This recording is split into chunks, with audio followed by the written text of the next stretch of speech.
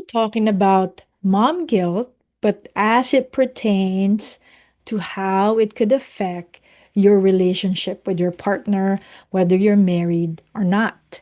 So, we will talk about what is mom guilt. Next, how does it manifest? Because you might be parenting with guilt, but you're not even aware of it. Three, what your partner may be complaining about, but not complaining verbally, but just in their head. What it does to your family when you're mothering with guilt and what to do about it. So, my name is Rowan Digia Samuels. I'm a licensed Filipino psychotherapist here in California. Thank you po for stopping by.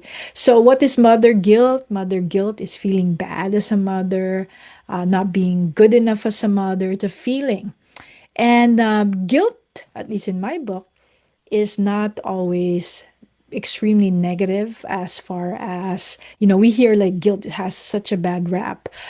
But sometimes, if you are just not doing anything, you feel bad. So, that feeling bad, that might be enough for somebody to do something. So, guilt is actually based on a standard, a norm, whether it's a small group of people, family, there's a standard, and or society or nation, and you feel like you're not on par with that standard. So then you feel bad. So that is guilt. Now, how it manifests. So, like I said, you probably like, do I parent with guilt? Um, Sometimes people, mothers are now working a lot. So we think our working mothers. I was raised by a single mom. So sometimes that's very necessary. When you parent with guilt, mom guilt, you might overdo particular things, like you might baby your child even though they're much capable of doing things. And I'm not talking about because we mothers love our children, but it is allowing them not to be interdependent, but they're just super dependent on us because we have a void that we want to fill. We're like, we feel sad that we're apart from them, but that's truly not their fault. And as much as we have this, we miss them. So we kind of overdo it. We kind of smother them. Now, I am not meaning just good, loving TLC affection. I am a mother myself, especially the dynamics between a mother and a son. I think it's different, the opposite gender, but sometimes there's guilt over quantity because you don't get to spend a lot of time with your child. So you overdo the quality. Let's say, okay, when we're together, you spend money that you probably don't have. And it's not just manifestation through money, but that's the first one. You might overdo it. We become a little bit more smothering. If compared if you were not parenting with guilt. The next one is that you might be more permissive or you give in, you feel bad again. You don't have a consistent rules, or even if you try, you give in. In the Filipino culture, we have this thing where we say, "Ay, kawawa naman," which is actually there's also a purpose for that. Because in our socioeconomic status, you have the socioeconomic status of A, B, C, D. That's the level of how much people make. It is, we could not depend on our government. There are many faults around the Philippine government right now. So we do have NGOs or kind of private citizen. And so when we say you have sympathy over somebody, sometimes that can prompt people to be more helpful, to be generous. But at the same time, there's a shadow side, right? Sometimes when you just allow somebody, oh, you basically make decision based on just your emotion. And you might be, if you do this all the time, if you do this once in a while, there might be some, you might have some reasons for doing that. But if I'm talking about if this is your pattern, you might be crippling your child, not knowing, even though you have the best intention for your child because you feel bad.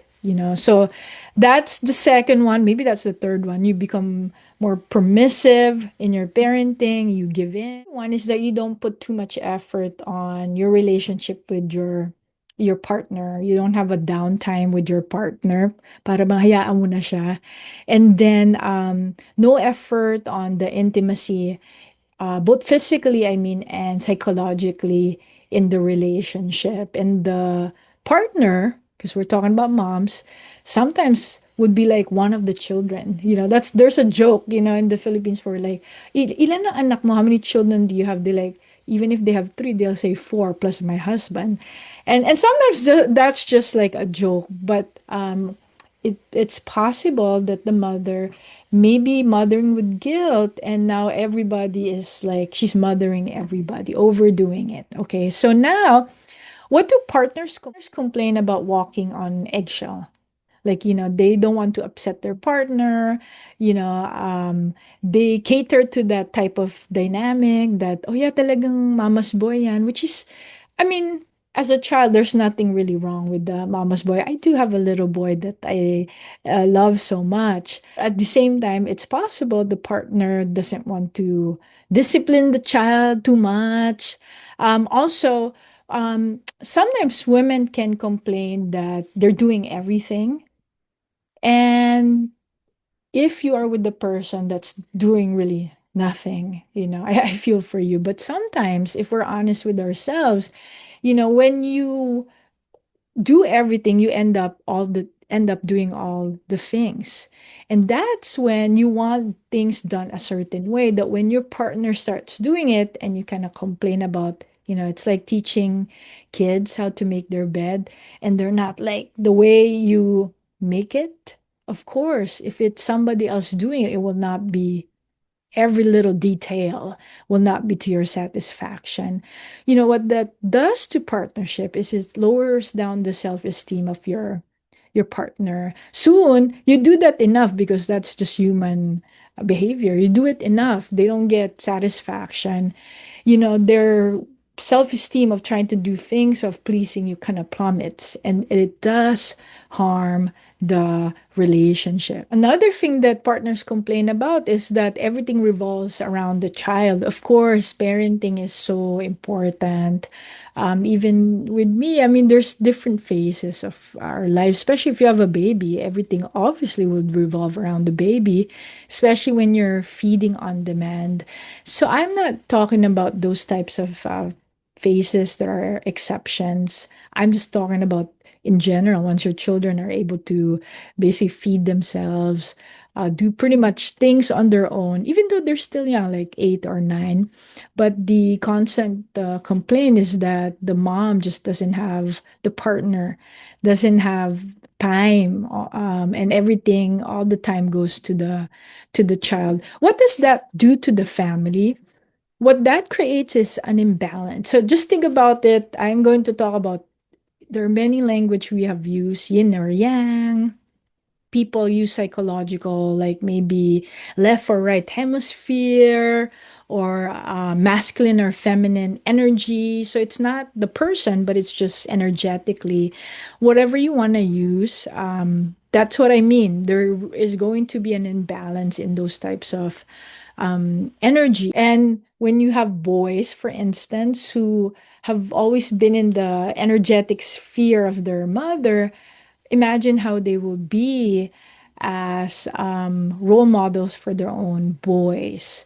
So if there's an imbalance, because I mean, mothers are very important, fathers are very important. If you're a single parent, you could always find, because I'm talking about energy, an uncle, right? Or even your dad giving that male energy. So it doesn't have to be, I'm not proposing that it has to be like the father or the mother. Nowadays, there's so many different family configurations. So I'm just talking about the energy, and I'm telling you that you could make that work once now that you're aware. So, the imbalance, and at the same time, if you're raising women and there's an imbalance of where the father, you don't see your father and your mother having this good enough relationship. They children need role models, not that it equates that they never see you affectionate, that they'll never find a partner, but it also stems from that. Those are good influences. I think you would agree. So those are just a few things. There's really an imbalance in the family system. Uh, there's not enough role modeling of both side when you're parenting with guilt. And actually, you also lessen children's resilience when you give in rather too quickly, right? Because the power of delaying gratification also builds psychological resilience, right? Where the child cries and you're just not going to give in right away, okay? So I think those, there are many more that I could share in this video, but those are just really, they're basic, but they're very fundamental. So let's go back to what you can do about it. By the way, it's possible that you are a mom, you feel mom guilt, that you might be a daughter that feels guilty, like you feel like you're a bad daughter. I'm not saying everyone's like this, but that's possible. If that's your case, I have a guide. It's a guide for daughters. Um, and it's for you to feel like if you're burdened by family guilt, it's a guide so that you can find balance with loving yourself and loving others. Everybody benefits when you are no longer feeling guilty as a daughter and as a mother. So, what to do about it? I'm looking at my notes here. First, there you go. Think of a role model. If you're a single mom, okay, think of a role model, how they watch them, how they conduct themselves as mothers. Look for someone that you can, it's kind of like you can relate to them. So, role model, maybe you just don't have a role model just yet.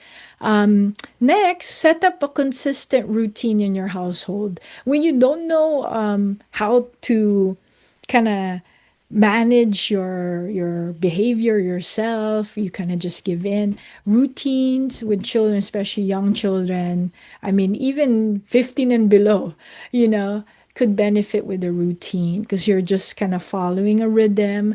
Your body does not feel dysregulated, and that's really important, so that you don't kind of go back to your reflex, which is feeling guilty and just like, okay, you could do whatever you want. um, Next, this one is very hard, but even me, this is a skill that I needed to hone, is to ask for help. Usually we tell people, oh, if you need help, just let me know. But we have a hard time asking for help. If there's one thing here that would also change your paradigm, just ask for help. Just something simple. Doesn't have to be to practice. Even ask your neighbor if you're going to be gone. Oh, do you mind picking up my mail? And if you already do that, kind of elevate that, because it's harder when you have to ask somebody for your children. So start small, start with easier things, but ask for help and kind of work that muscle. Um, I mentioned this. Don't try to do everything, because if you try to do everything, you'll be left with all the things. Okay, and try, especially now we have this social media. Try not to compare yourself with other mothers, because guilt is based on comparing. There's a standard. Instead, compare yourself with the mother that you were yesterday. So if you ran out of patience today, your goal is that if you ran out of patience 3 times, you give yourself, if I just one time today, that you're gonna run out of patience, if that makes sense. So basically, giving yourself grace, but also building on a new skill, and you could do it. I hope that's been helpful. Don't forget the guide for Filipino women, especially if you're carrying family guilt, so that you could feel free, and you can, yes, you can balance loving yourself, which is most important, so that you can then love others, people that you care about, instead of like acting on behalf of guilt. Take good care. Maraming salamat po sa pakikinig and visit calamansyjuice.com for more. Ingat. Bye now.